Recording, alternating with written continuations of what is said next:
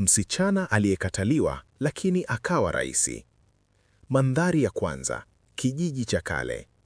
Katika kijiji kidogo kilichozungukwa na milima na mito, aliishi msichana mdogo aitwaye Zuri. Baba yake, Bwana Juma, hakumpenda kwani alitaka mtoto wake awe kiume na kuendeleza familia yao. Zuri aliishi maisha ya huzuni, akihisi kutopewa thamani na upendo wa baba yake. Mandhari ya pili, ndoto ya Zuri. Zuri alijua ndani ya moyo wake kuwa angeweza kufanya mambo makubwa. Alitamani kuleta mabadiliko nchini mwake, lakini watu waliomzunguka walimcheka. Msichana hufanya nini kwenye siasa? Walisema. Lakini Zuri hakukata tamaa. Mandhari ya tatu, changamoto ya awali. Baba yake alikataa kumpa elimu ya msingi, lakini Zuri alijitahidi kwa bidii. Alijifunza kusoma na kuandika kwa siri, akitumia muda mwingi shuleni na kutafuta msaada wa walimu wema. Mandhari ya nne, safari ya elimu. Baada ya miaka kadhaa, Zuri alipata udhamini wa kusoma mjini. Huko alikutana na walimu waliompa motisha na akajifunza siasa, uongozi na haki za binadamu. Alijenga ndoto kubwa, kuleta haki na maendeleo kwa wote.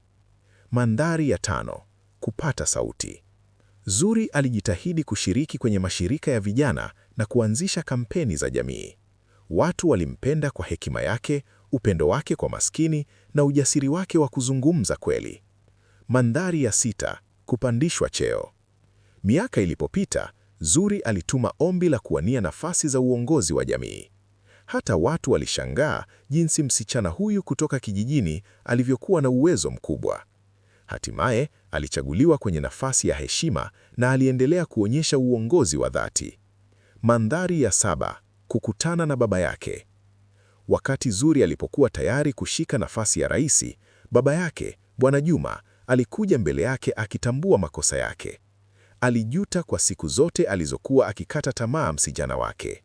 Zuri alimhakikishia, "Baba, hata kama ulinipuuza, mimi sijaacha kuamini kwenye ndoto zangu." Mandhari ya nane, kuwa rais. Siku moja, Zuri alichaguliwa kuwa rais wa nchi yake, akihakikisha haki, elimu na fursa kwa wote. Alibadilisha maisha ya maskini na kuhakikisha kila mtoto, msichana au mvulana, anakuwa akiwa na matumaini. Mandhari ya tisa, ujumbe wa hadithi. Watu walijifunza kuwa hakuna kizuizi kinachoweza kuzuia ndoto ya mtu anayekata tamaa. Upendo na hekima si za kiume au kike tu. Mwisho, Zuri alisimama mbele ya taifa akisema, hata kama dunia inakuangalia kwa shaka, endelea kuamini, endelea kupigania haki na ndoto zako hatimaye zitimie.